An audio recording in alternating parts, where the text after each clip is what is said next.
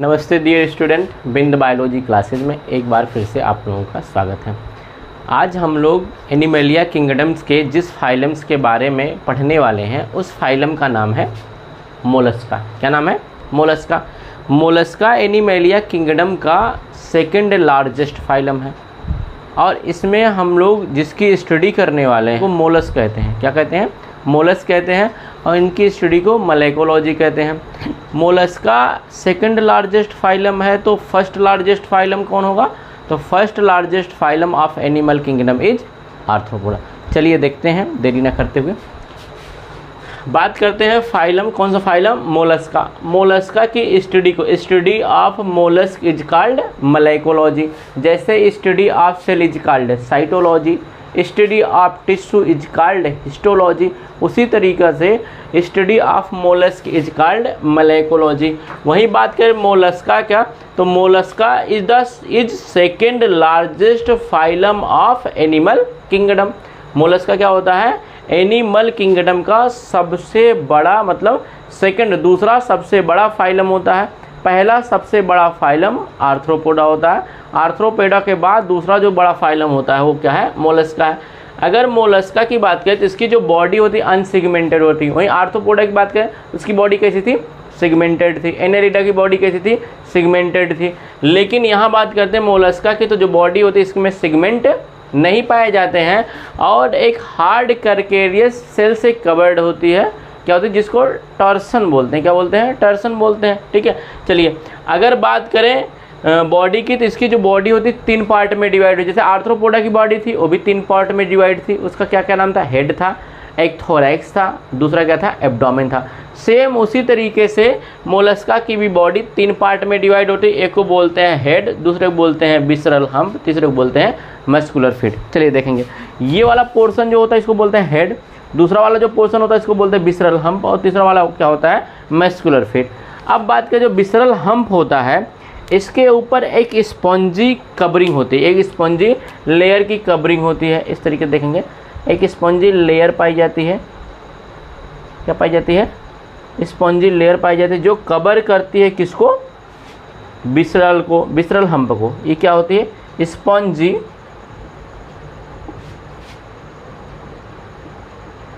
Cover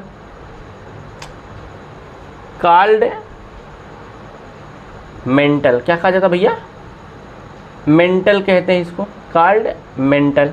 एक spongy layer पाई जाती है। क्या पाई जाती है? Spongy layer. कवर ना लिख करके लिखते हैं इसको लेयर। स्पंजी लेयर होती है जो क्या करती है? कवर करती है किसको? विसरल हम्प को कवर करती है और इसको क्या कहते हैं? मेंटल कहते हैं। अब ध्यान से देखेंगे तो ये भी मेंटल हो गया, ये भी मेंटल हो गया, अंदर विसरल हम्प है। तो मेंटल और विसरल हम्प के बीच में गैप पाया जाता है। क्या होता है? गैप पाया जाता है या कैविटी होती है जिसको बोलते हैं मेंटल कैविटी। क्या बोलते हैं? Mantle cavity. तो ये वाली जो गैपिंग है यहाँ पे जो कैविटी इसको बोलेंगे क्या? मेंटल। क्या बोलते हैं भैया? Mantle cavity. क्या बोलते हैं? Mantle cavity. ये जो मेंटल कैविटी होता है इसमें एक फीदर लाइक, पंख के जैसी संरचना वाला ऑर्गन्स पाया जाता है जिसको बोलते हैं फीदर लाइक गिल्स। क्या बोलते हैं? Feather like gills. फीदर बोले तो पंख।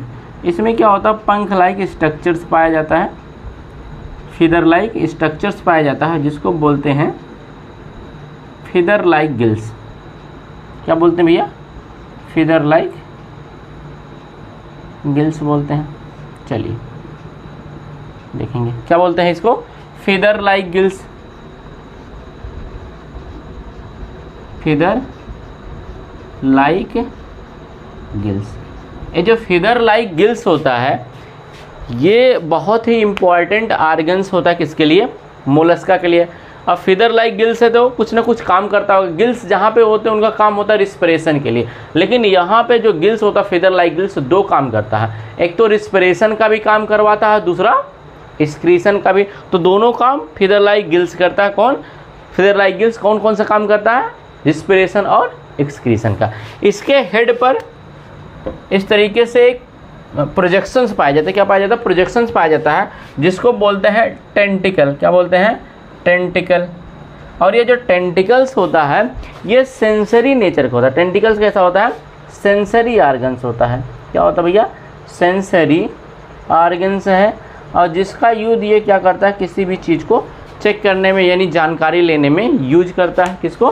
टेंटिकल्स को। तो हेड पे क्या होता है, टेंटिकल्स पाए जाते हैं, सेंसरी ऑर्गन्स होते हैं। विसरल हम्प पे कवरिंग होती है स्पॉन्जी लेयर की, जिसको मेंटल बोलते हैं। मेंटल और विसरल हम्प के बीच में गैपिंग होती है, जिसको मेंटल कैविटी बोलते हैं। मेंटल कैविटी में फिदर लाइक स्ट्रक्चर्स पाया जाता है, जो मतलब फिदर लाइक गिल्स पाया जाता है, जिसका काम होता है कहाँ पे, एक काम होता है रिस्पिरेशन, कहाँ पे काम करता है, रिस्पिरेशन में, और दूसरा भैया कहाँ काम करता है, एक्सक्रीशन में। दो काम करता है, रिस्पिरेशन और अब फिर से बात करते हैं जनरल कैरेक्टर ऑफ मोलस्क। क्या किया जाए, जनरल कैरेक्टर। मोलस्क की बॉडी 3 पार्ट में डिवाइड होगी, कौन कौन सा, head, visceral hump and muscular feet. ठीक है, मस्कुलर विसरल हम्प के ऊपर एक स्पॉन्जी लेयर की कवरिंग पाई गई, जिसको क्या बोलते हैं, मेंटल बोल देते हैं। मेंटल और विसरल हम्प के बीच में जो गैप होता है उसको बोलते हैं मेंटल कैविटी, और मेंटल कैविटी में फिदर लाइक गिल्स पाया जाता है, जिसका काम होता है रिस्पिरेशन एंड एक्सक्रीशन में। चलिए यहाँ तक, अब इसके आगे बात करते हैं। इसके आगे बात करते हैं मोलस्का के जनरल कैरेक्टर्स का। किसकी बात करते हैं, जनरल कैरेक्टर्स की।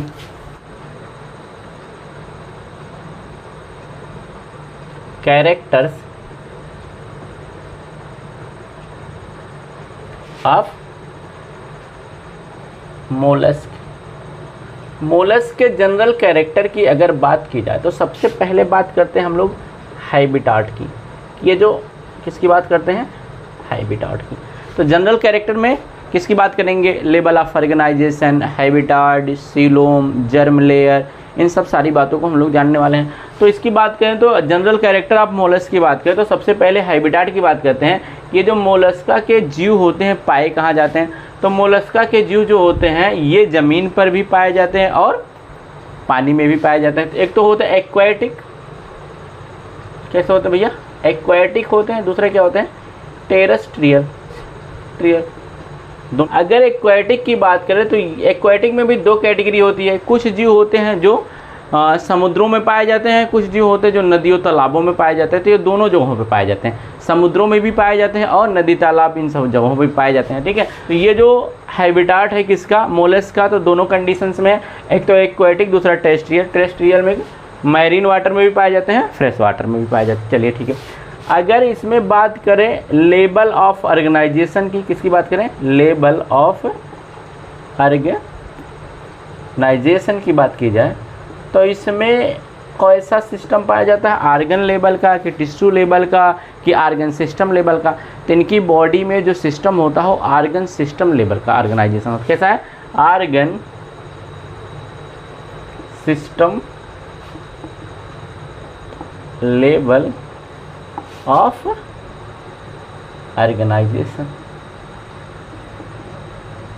ऑर्गेनाइजेशन। अब वहीं बात करें बॉडी प्लान का, तो बॉडी प्लान भी भैया 3 टाइप के होते हैं। सेल एग्रीगेट बॉडी प्लान होता है, ब्लाइंड सैक बॉडी प्लान होता है और tube within tube body plan होता है। तो इसमें कौन सा बॉडी प्लान पाया जाता है, बॉडी प्लान की अगर बात करें तो इसमें जो बॉडी प्लान होता है वो होता है tube within tube, tube within tube body plan होता है।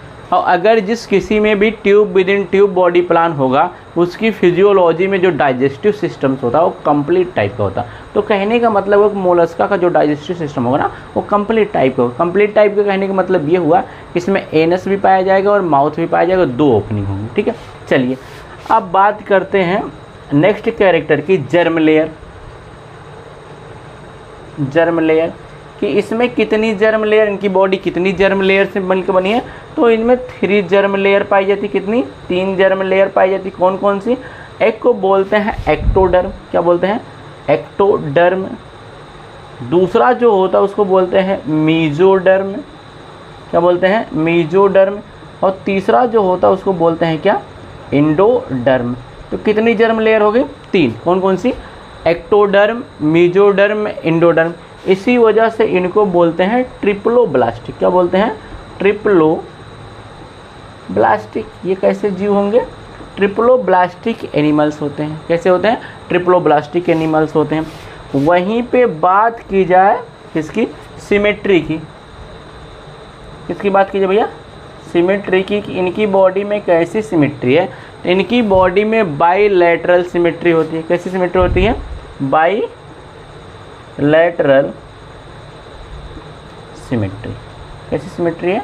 Bilateral symmetry. ठीक है, तो कितने कैरेक्टर्स हो गए? 5 कैरेक्टर हम लोगों ने पढ़ लिया। Habitat, aquatic, terrestrial. एक्वाटिक में मैरीन और फ्रेश दोनों है। लेवल ऑफ ऑर्गेनाइजेशन की बात करें तो कैसा है? Organ system. Level of organisation. Body plan की बात करें तो tube within tube body plan है। जर्म लेयर कितनी है? 3 है। Ectoderm, mesoderm, endoderm. इसी वजह से इनको बोलते हैं क्या? Triploblastic organism. सिमेट्री की बात करें तो इसमें सिमेट्री बाईलैटरल होती है। ठीक है, चलिए इसके आगे के कैरेक्टर से देखते हैं और क्या क्या होते हैं। बात करते हैं बॉडी कैविटी की, कि इसमें बॉडी कैविटी पाया जाता है कि नहीं पाया जाता है। तो बॉडी कैविटी को हम लोग बोलते हैं सीलोम। क्या बोलते हैं? सीलोम बोलते हैं। इसमें बॉडी कैविटी पाई जाती है। तो बॉडी कैविटी, बात करें body cavity present, body cavity जिसमें प्रेजेंट होती है उनको बोलते हैं सीलोमेट या यूसीलोमेट। ये कैसे होंगे? यूसीलोमेट। कैसे जियो भैया? यूसीलोमेट। चलिए नेक्स्ट बात करते हैं किसका? हाँ, सिगमेंट की या मेटामेरिज्म की।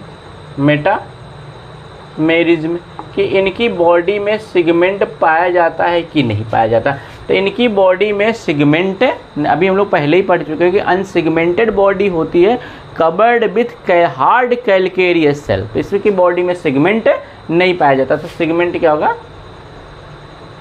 मेंट अब्सेंट होता भैया। क्या होगा? सिगमेंट क्या होगा? अब्सेंट होगा। वही बात करें नोटोकार्ड का। किसकी बात करें? नोटोकार्ड का, कि नोटोकार्ड पाया जाएगा कि नहीं पाया जाएगा। अगर बात करें नोटोकार्ड का तो इसकी बॉडी में नोटोकार्ड नहीं पाया जाता। नोटोकार्ड क्या होता है? अब्सेंट होता है। क्या होता है? अब्सेंट होता है। ठीक है, तो जनरल कैरेक्टर्स में हैबिटाट, हैबिटाट कैसा है?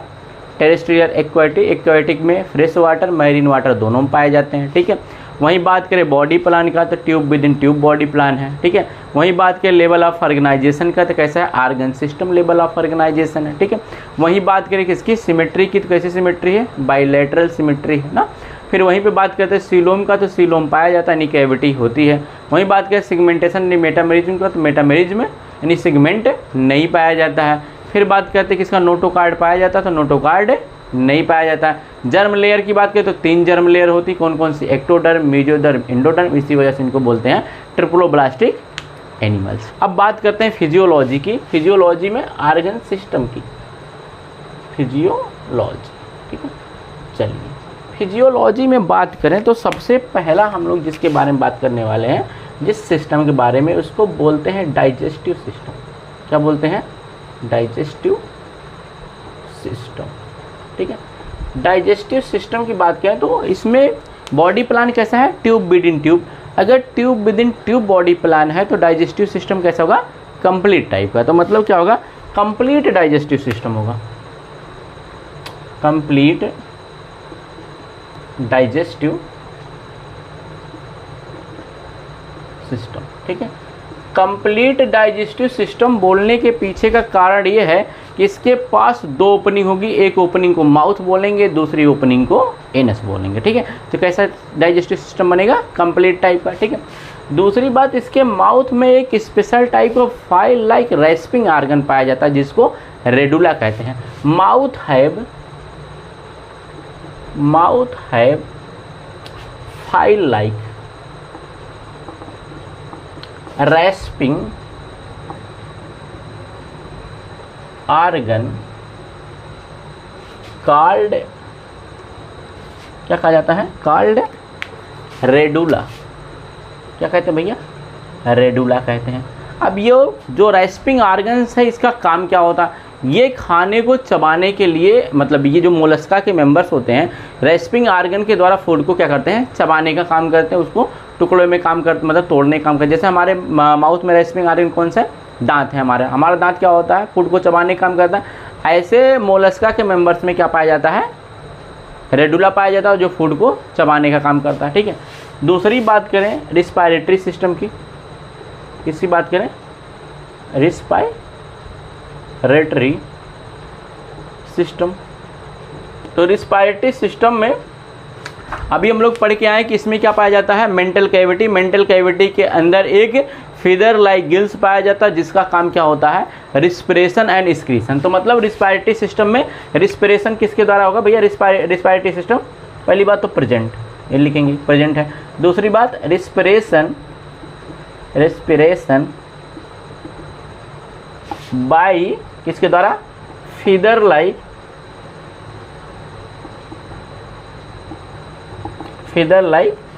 गिल्स। क्या चीज, फीदर लाइक गिल्स का, ठीक है। वहीं बात करें अगला जो सिस्टम्स है उसको बोलते हैं सर्कुलेटरी सिस्टम। कौन सा system, circulatory system. Circulatory system, अगर सर्कुलेटरी सिस्टम की बात की जाए, किस सिस्टम की, सर्कुलेटरी सिस्टम की बात की जाए तो इसमें सर्कुलेटरी सिस्टम दो टाइप का होता है, एक ओपन टाइप का, दूसरा क्लोज टाइप का। तो इसमें भैया कैसा सर्कुलेटरी सिस्टम पाया जाएगा, तो इसमें दोनों टाइप का पाया जाता है। कुछ जीव ऐसे होते हैं जिसमें ओपन टाइप का पाया जाता है, कुछ जीव ऐसे होते हैं जिसमें क्लोज टाइप का पाया जाता है। तो सर्कुलेटरी सिस्टम में बोथ कौन कौन से, open type and close type. Open type की बात करें तो जो ब्लड होता है एम्प्टी स्पेस में बहता है, कैविटी में बहता है। और क्लोज टाइप में जो ब्लड होगा, ब्लड वेस्कुलर सिस्टम का मतलब ब्लड वेसल्स में बहेगा। और ओपन टाइप में ब्लड क्या होता है, खाली स्पेसेस में बहता है जिसको साइनसेस बोलते हैं या कैविटी बोलते हैं, ठीक है। और इसमें ब्लड वेसल्स, ओपन टाइप में ब्लड वेसल्स नहीं पाए जाएंगे, लेकिन क्लोज टाइप वाले में ब्लड वेसल्स पाई जाती हैं, ठीक है। चलिए, तो क्या क्या हुआ, डाइजेस्टिव सिस्टम कैसा हो गया, कंप्लीट टाइप का हो गया। माउथ में एक रेस्पिंग आर्गन होता है जिसको रेडुला कहते हैं। रिस्पायरेटरी सिस्टम पाया जाता है, रिस्पिरेशन फीदर लाइक गिल्स के द्वारा होता है। सर्कुलेटरी सिस्टम दोनों टाइप का होता है, क्लोज टाइप का और ओपन टाइप का। कुछ में क्लोज टाइप के पाए जाते हैं, कुछ में ओपन टाइप के। किसी में भी दोनों एक साथ नहीं पाए जाएंगे, जिसमें क्लोज टाइप को पाया जाएगा उसमें ओपन टाइप का नहीं होगा, और जिसमें ओपन टाइप का होगा उसमें क्लोज टाइप का नहीं होगा। अब बात करते हैं अगले फिजियोलॉजिकल कैरेक्टर्स की। तो एक्सक्रीटरी सिस्टम की बात कर लें, किसकी बात कर लें, एक्सक्रीटरी सिस्टम। तो एक्सक्रीटरी सिस्टम भी भैया प्रेजेंट होगा। एक्सक्रीटरी सिस्टम की बात करें भी क्या होगा, प्रेजेंट होगा। एक्सक्रीशन किसके द्वारा होता है, एक्सक्रीशन की बात करें तो अभी हम लोग पढ़े हैं क्या, फीदर लाइक गिल्स दो काम करता है, एक्सक्रीशन का भी काम करता है और रिस्पिरेशन का भी काम करता है। तो एक्सक्रीशन बाया क्या हो, फीदर लाइक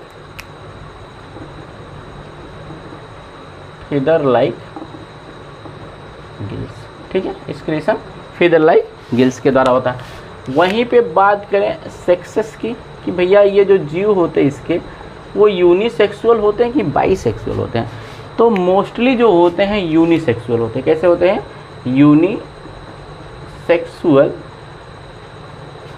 ऑर्गेनिज्म क्या होंगे, यूनिसेक्सुअल एनिमल्स या ऑर्गेनिज्म होते हैं, ठीक है। मतलब मेल अलग होंगे और फीमेल्स अलग होते हैं, ठीक है। वहीं बात करते हैं अगले कैरेक्टर्स यानी अगले फिजियोलॉजिकल कैरेक्टर की। तो रिप्रोडक्शन की बात कर लें, किसकी बात कर लें, रिप्रोडक्शन की।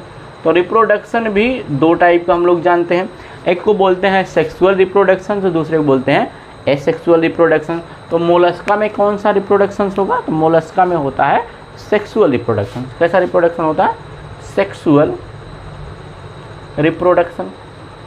कैसा रिप्रोडक्शन भैया, सेक्सुअल रिप्रोडक्शन, ठीक है। नेक्स्ट कैरेक्टर की बात करें कि भैया सेक्सुअल रिप्रोडक्शन हुआ तो फर्टिलाइजेशन कैसा होगा, फर्टिलाइजेशन कैसा होगा। तो फर्टिलाइजेशन की बात करें तो फर्टिलाइजेशन भी दो टाइप के होते हैं, एक को इंटरनल जो बॉडी से अंदर होते हैं उसको इंटरनल फर्टिलाइजेशन कहा जाता है, कुछ फर्टिलाइजेशन बॉडी के बाहर होते हैं जिसको एक्सटर्नल फर्टिलाइजेशन कहा जाता है। मोलस्का की बात करें तो मोलस्का में जो फर्टिलाइजेशन होता है वो बॉडी के अंदर होता है जिसको बोलते हैं इंटरनल फर्टिलाइजेशन। तो फर्टिलाइजेशन कैसा होगा, इंटरनल, कैसा हो गया, इंटरनल फर्टिलाइजेशन होगा, ठीक है। अब फर्टिलाइजेशन के बाद फिर आता है अगला टर्म डेवलपमेंट। भाई डेवलपमेंट कैसा है इनका, डेवलपमेंट मतलब इनके जो जीव हैं किस तरीके से डेवलप करते हैं। तो डेवलपमेंट भी दो तरीके का होता है, एक तो होता है डायरेक्ट, दूसरा होता है इनडायरेक्ट। डायरेक्ट में इंटरमीडिएट स्टेज नहीं आती है, इनडायरेक्ट में इंटरमीडिएट स्टेज आती है जिसको बोलते हैं लार्वा। तो कहने का मतलब अगर डायरेक्ट डेवलपमेंट होगा तो लार्वा नहीं पाया जाएगा, और अगर इनडायरेक्ट डेवलपमेंट होगा तो उसमें लार्वा पाया जाता है। तो इनका डेवलपमेंट कैसा है, लार्वा वाली कंडीशन वाला है कि बिना लार्वा वाली? तो इनका जो डेवलपमेंट होता है इनडायरेक्ट होता है, मतलब इसमें लार्वा पाया जाता है। तो डेवलपमेंट कैसा है, इनडायरेक्ट